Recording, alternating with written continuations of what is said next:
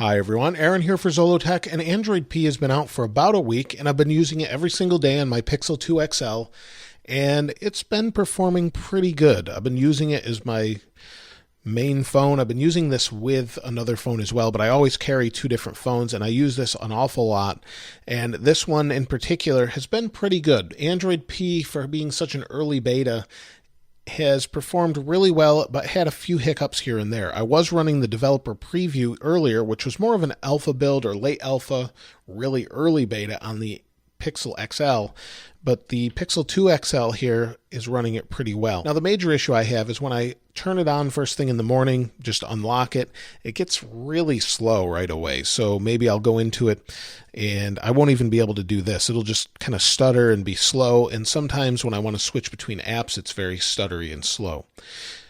The other thing I noticed when I have an issue with it is if I'm using the Google Assistant by squeezing the phone, just like that, sometimes it doesn't work and it will just close by itself. So I'll squeeze it, do whatever I'm doing, and it will close, and then it will work fine after one or two tries, and then it works fine for hours, and then it might do it again later. So that's just a bug in the software, and it's to be expected in an early beta.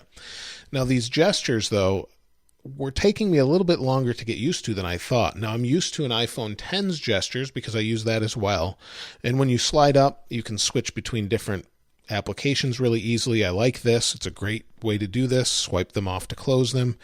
Real simple. It reminds me a lot of WebOS. And tap to go back, slide fast to go to the app drawer. And it works really well. The one gesture I have a little bit of a hard time with is this if I want to switch between apps slowly. And you can see there's a bug right there showing right now. So you get a few glitches here and there.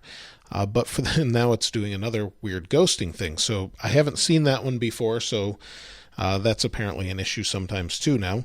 But when I switch between apps, this is not the most intuitive for me, but I do like how you switch really quick between apps doing this instead of double tapping that app switcher they had before. I find it very intuitive, and I am getting used to it, and Google has said that they're going to make this smoother. So Android P, when it's finally released, this whole experience with the swipe gestures will be a little more smooth than it is now. But overall, I think it's pretty good, especially for an early beta.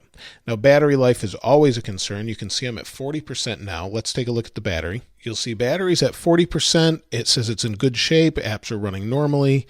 And it's been plugged in a little bit today, and it wasn't fully charged, though. So it says full charge, lasts about 2 days, 14 hours, 52 minutes. Let's go up here to advanced.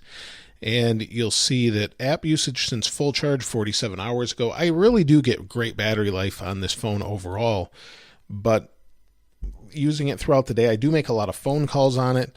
It just seems to be holding up well. It isn't as good as it was on the previous Android version for me. I could get through a day and a half, maybe 2 days, no problem. Now I get through, I don't know, a day, day and a half now. So it's a little less, but not too much of an issue. I do really enjoy the experience. I use this a lot for aptX audio streaming using an accessory I'll talk more about in another video sometime, but this is a really great phone, and other than those few things for an early beta, I have no issues whatsoever. I think it's great, especially, like I said, for something so early on. It's just super fast most of the time, except for those few little glitches I mentioned. But I'd love to hear your experience in the comments below. And if you'd like to get your hands on this wallpaper, this is actually one of the built-in wallpapers. I just got it from the landscapes within the wallpaper app itself. I set it as a daily wallpaper, and that's one of them that showed up. So it's in here if you'd like to get it.